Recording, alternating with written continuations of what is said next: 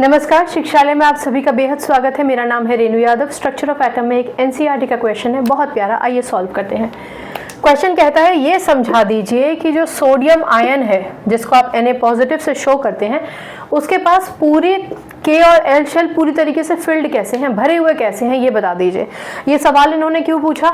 क्योंकि जो ओरिजिनली हम सोडियम के एटम को लिखते हैं वो Na11 क्यों?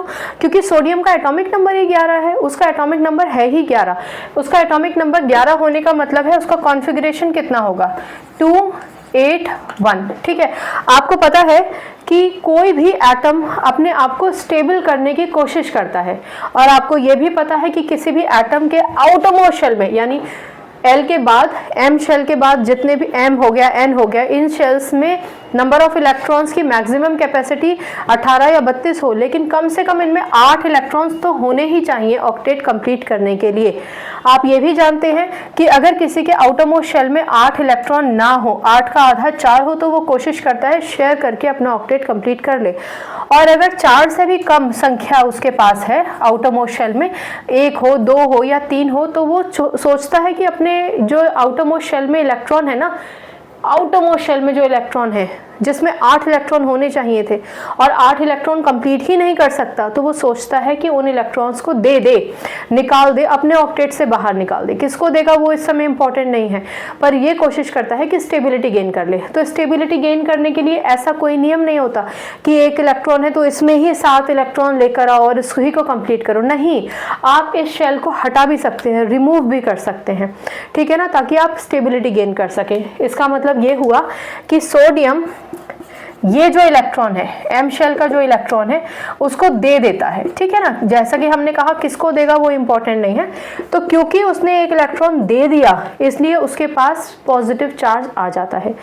क्योंकि सोडियम 1 इलेक्ट्रॉन देता है इसलिए उसके पास 1 चार्ज आता है। कहीं कहीं आप इसको Na1 पॉजिटिव भी लिखा पाएंगे।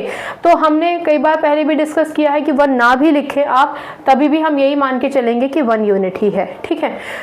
अब देखिए, ये तो था आपका सोडियम एटम, ठीक, ये तो था आपका सोडियम एटम।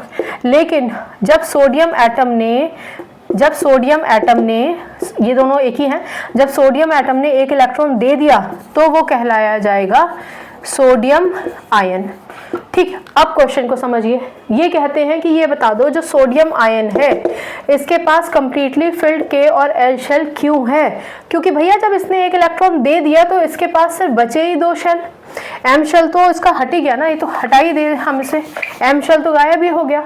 अब क्योंकि K शेल में पहले से ही उसके पास 2 इलेक्ट्रॉन थे और L शेल में उसके पास थे ही 8 इलेक्ट्रॉन, इसलिए उसके पास ये ही 2 शेल बचे हैं और ये कंप्लीटली फिल्ड हैं, ठीक है, राइट।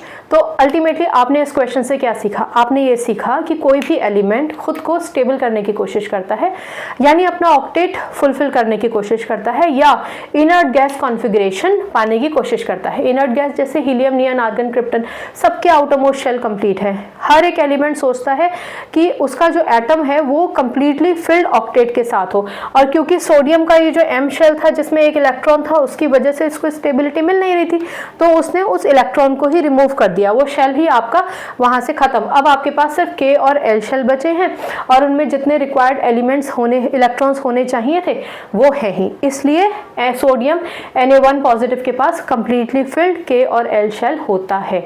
आप चाहेंगे तो आप इससे रिप्रेजेंटेशन कर सकते हैं। यहाँ मैं आपको एक बात याद दिलाना चाहूंगी कि जब कोई एलिमेंट अपना 1 इलेक्ट्रॉन देता है तो उस पर पॉजिटिव चार्ज आता है। अगर वो 1 इलेक्ट्रॉन देगा तो 1 पॉजिटिव चार्ज आएगा, 2 इलेक्ट्रॉन देगा तो 2 पॉजिटिव चार्ज आएगा, 3 इलेक्ट्रॉन देंगे तो 3 पॉजिटिव चार्ज आएंगे, और जिन पर पॉजिटिव चार्ज होते हैं उसको कैटायन कहते हैं। कुछ बच्चे कंफ्यूज होते हैं कि कैसे याद रखें कैटायन, तो देखो एक लकीर खींचो, इसे काट दो, जो कट गया वो कैटायन है, और जो कट गया ऐसे तो वो प्लस भी तो बन गया। प्लस का मतलब ही है कि दिलदार है, इसने अपना इलेक्ट्रॉन किसी को दे दिया।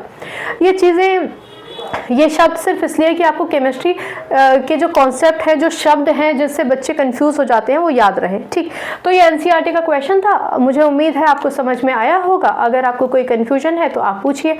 बाकी केमिस्ट्री से अपनी केमिस्ट्री अच्छी बनाइए, शिक्षा ले आइए। अगली बार मिलने तक अपना ख्याल रखिए, खुश रहिए, नमस्कार।